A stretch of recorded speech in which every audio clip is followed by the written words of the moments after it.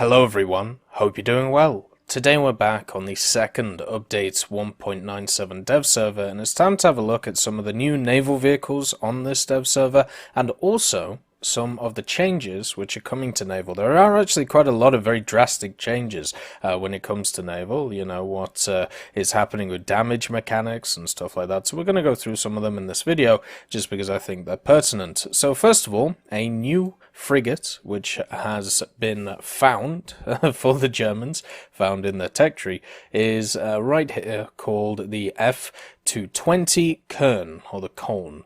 This is a Kern class, it's 1960s. This is very much a modern frigate and one of the first machines that post-war Germany actually built in a kind of like mass production way. So being a rank 2 battle rating 4.3 vehicle, it takes its place after the Albatross class, so therefore it's got quite a lot of decent competition with it. If the Albatross, you don't know what it is, it's the machine which has access to two 76mm Otto Malaras on it, so the automatics guns. This Kern has access to two 100mm 55 MLE Model 53 cannons. Now these actually have a pretty good fire rate on them. I thought it would be some 100mm that don't do too much. This one actually kind of surprised me. It also has access to a bunch of other weaponry as well, including two 40mm MEL 58s and then two dual mounts of these as well. You can see them on the back here, all in this configuration. So it does have pretty good anti-air support in the form of the 6 40mm here and on the back, and then, you know, the main guns being two 100mm. Yes, they should be quite easy to knock out, but at the end of the day, it also means that these guns can, you know, rapidly fire, put a bunch of damage down, maybe even in the realm of, you know, some of the German destroyers that we've seen. You've got to remember, a lot of the German destroyers are pretty limited when it comes to the amount of guns that they have, even up to something like the Zastora 1934 with its 527s. If this thing can put out more firepower, then of course it's going to do a little bit better. So if we have a look at the secondary weapons that this thing has, does have access to a bunch of depth charges, pretty negligible. Does have access to some anti-submarine rockets, which is pretty fun. You know, 375mm ones. I still don't really see the point in these in game. We've had a bunch of vehicles which are given these things, and I just feel like they don't really do anything. And then also some torpedoes. So the torpedoes actually go 13.71 kilometers, which is kind of nice. Wish they went a little bit longer, but overall it's not too bad. Then, also, the ammunition choices are nice on the 100mm. So HE, so you're going to do a lot of damage versus other destroyers, or, you know, versus destroyers and other ships. Going to struggle against cruisers, but hopefully at 4.3 you won't meet too many, since, you know, the BR bracket for cruisers is normally 4.7 to 5.7, so at 4.3 you're kind of at that higher echelon, but normally you're not going to run into too many. Also has HEVT, so, you know, you can annihilate planes coming in, which is nice, and the 40mm have AP, HE, and also universal.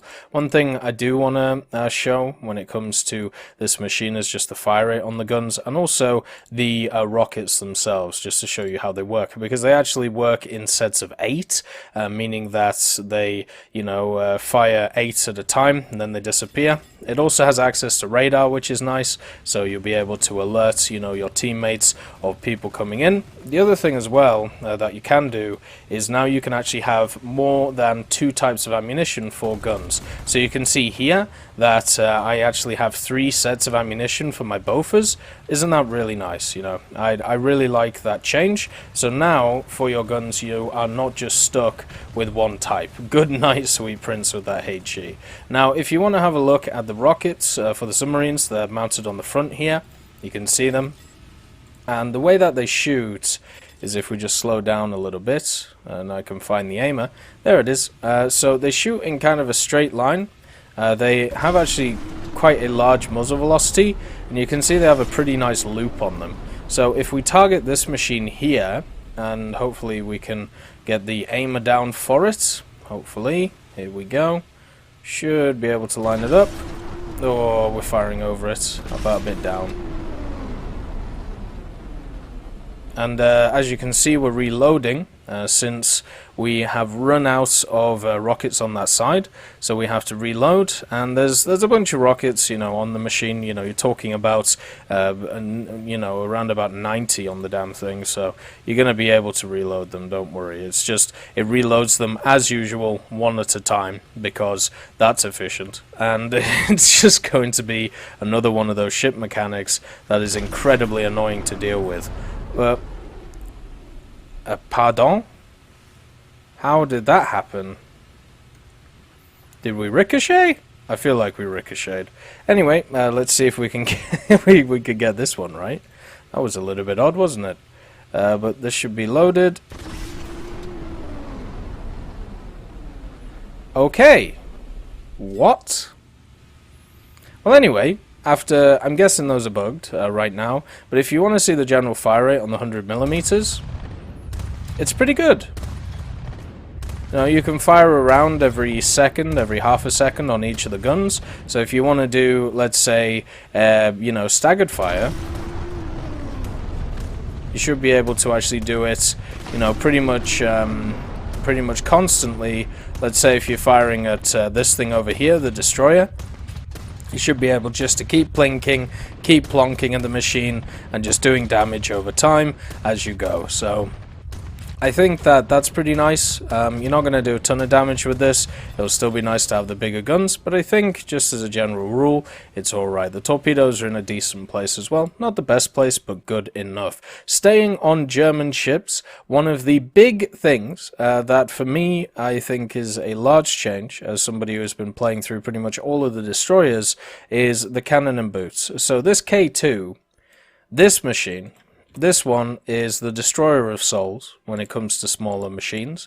The reason is because they added hull break for vehicles which have 100mm guns or more. And the Kern, by the way, so this will be able to hull break machines, so good luck PT boats against this. But when it comes to the K2, the K2 is now only spawning in destroyer spawns. So this will no longer be the terror of PT boats like it was before, like it has been for a while. Now it will actually have to work for its kills and go after other destroyers instead of other smaller PT boats. So that's wonderful to see. Also, a bunch of other ships as well, such as frigates, are going to have to spawn with destroyers and stuff, so that is just really nice. Nothing has really changed for the Japanese ships. They're pretty much the same. But the British ships have slightly changed. So what we have now is the HMS London. Oh, by the way, the Kern has absolutely no armor. So your armor is your 238 crew. It's as simple as that. The HMS London has been added. This is the new, very top tier machine for the British. You can see it's after the Kent, which is also being added in this update. But the London is just a better version of the Kent. They're both county classes, but the London was given a bunch of upgrades during World War II, which the Kent unfortunately wasn't. First of all, you can see the superstructure difference. So we have the two funnels, then we have this area which was built for the London right here. You can see the Kent, that is just not there. And also, when it comes to the London, it has access to so many more guns than the Kent. One of the problems with the Kent is its real lack, in my opinion, of secondary armaments. Only 6 4-inches and 4 40mm, plus 2 quad 12-7s. Not great. When it comes to the London, though, that's all fixed. You've got the main guns, 4 dual-mounted 8 inches. You have 4 sets of dual-mounted 4 inches, which are sat in the center over here.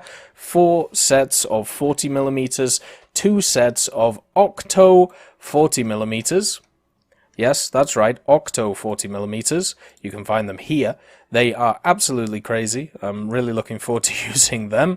And then you also have 8 20mm dual mountings plus 4 20mm on top of that. Oh, and just to top off all of that stuff, you got some torpedoes as well. Isn't that nice? You've got a little bit of everything with this machine. Also some armor. Armor's not great, but there is little bits of the armor. If we actually add the external armor in the form of this 88, it has enough armor, to kind of do something, but not a lot compared to other ships. But the main thing is that it has, 800 crew and a ton of these secondary armaments, so it'll be able to kill anything that it touches. Obviously, the 8 inches, they have access to some AP and also some HE. The 102s have access to some new rounds. This is also something else which is changing for the Brit bongers for Naval. The 102mm, the 114s, the 120s and the 152s are all getting radio fuse shells. So they're all getting VT and DF, so have fun with them. That's going to be pretty nice. And then also the 40mm as well. This is a machine that I'm very happy to see in game, just because it's another one of those which is of a similar class to one which is already here, in the form of the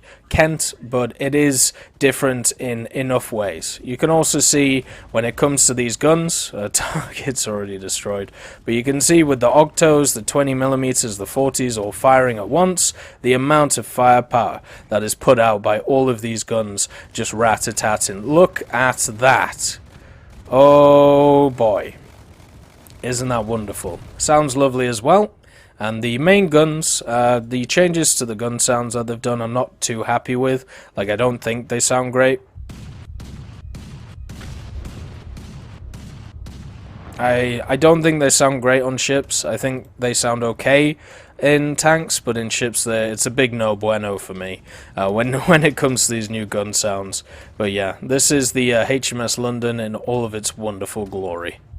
A lovely, lovely machine, which, I suppose some people will say it lacks in main armaments, but I'm just happy that we finally have a machine at the top of the British Navy, which actually is semi-competitive instead of the ruddy Hawkins. Like, it's as simple as that for me. Like, you compare the London to the Hawkins, completely different machines, and at least we have the Southampton as well to back up the wonderful London. Anyway, those are the main changes and updates to the naval stuff on the second dev server. As I said, there's a bunch of stuff such as survivability changes for ships, and I'll get into that when I go over the changelog in a later video. I hope you all have a wonderful day, and I'll see you next time. I just want to thank Ambrosius McClellan, B. Young, Blackie, Chris Giltnane, Daniel Stanton, Jay Wilt, John Ryman, Martinez, Super Cacti, Trigger Hippie, Eugens Terry, and also Elove Goat and Samuel Slick for supporting the channel.